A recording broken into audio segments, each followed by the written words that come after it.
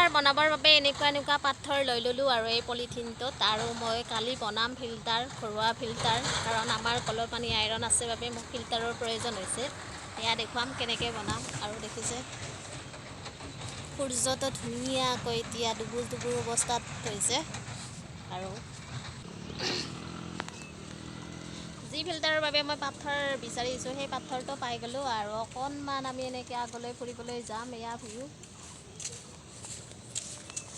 এয়া মজা লাইক এটা কৰিব বুলি আশা ৰাখিলোঁ দূৰৰ পৰাই দেখুৱাইছোঁ দলংখন জুম কৰি কিমানখিনি হৈছে অনুমান কৰিবই পাৰি আৰু দূৰত ডাঙৰ জাহাজবোৰ সৰু দেখিছে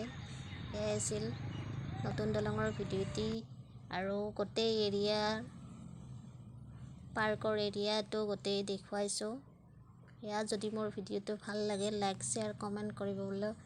আশা থাকিল লগতে মোৰ চেনেলটি ছাবস্ক্ৰাইব কৰিবলৈ নাপাহৰিব এয়াই আছিল আজি মোৰ ভিডিঅ'টি